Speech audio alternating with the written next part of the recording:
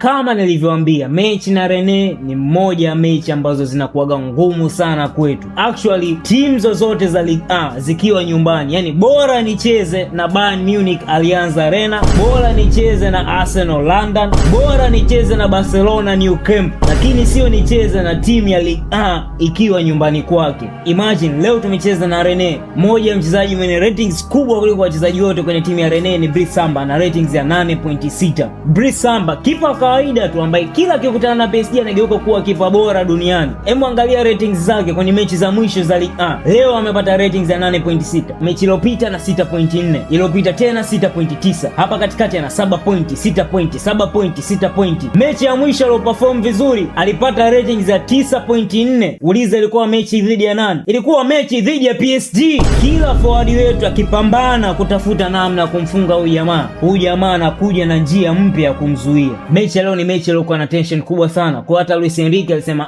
sitaki masiala kwenye hii mechi, na weka kikosi ambacho kinajua kitaenda kuperform vizuri kwenye hii mechi. Akaweka kikosi ambacho watu wengi tunakiconsider kama ni almost first 11, lakini hicho kikosi cha timu bora duniani dakika ya 9 kikapigwa kamba. Assist kutoka kwa Thomasson kwenda kwa Szymanski. Szymanski akapiga bonge moja la shuti, likaenda Afrika Cave, likakunja, likaenda kukimbilia mwamba wa kulia, likagonga mwamba wa kulia, likarudi kwenye mwamba wa kushoto, alafu likaingia ndani. Magoli fulani ya Batistuta kwenye eFootball. Licha ya PSG kupossess sana mpira, jamaa alikuwa akipiga counter moja wanarudi na goli. Dakika 36 Achraf Hakimi anamtengea vizuri sana Ousmane Dembele ili tu Ousmane Dembele apige juu. Ousmane Dembele wa mwezi wa 8, wa 9 na wa 10 tofauti na Ousmane Dembele wa mwezi wa 2, wa 3, wa 4 na wa 5. Nilisema kwenye video yangu iliyopita kibarua cha Ousmane Dembele kiko hatiani sana kuota nyasi. Dakika 38 wakapiga counter ya pili, kisigino kwenda kwa Frankowski.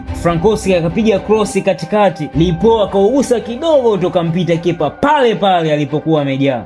2-2. Mashuti mawili on target kwa Rennes, magoli mawili. 100% efficiency. Toa Ousmane Dembele, toa Kvaratskhelia. Kipindi cha pili akaingiza sura mpya kabisa. Sasa kabla Ferran Torres hajaingia, Luis Enrique alimwambia nenda karudie kile kitu ulichokifanya kombe la dunia, japokuwa safari hii nitahitaji magoli mawili. Ferran Torres anasema hakuna maneno yaliyommotivate maishani mwake kama hayo maneno ambayo Luis Enrique alimwambia. Ferran Torres na Mika Gossi wakaingia kidogo kaongeza intensity ya mechi, lakini kuna kitu kidogo sana kilikuwa kinakosekana, driving force kutoka kwenye midfield. Akatolewa João Neves, akaingizwa Fabian Ruiz, akatolewa WZE, akaingizwa Manes Akiosh, na akamtoa Vitinha akamweka kiungo mkabaji Lucas Beraldo. Dakika 71 Fabian Ruiz anamchungulia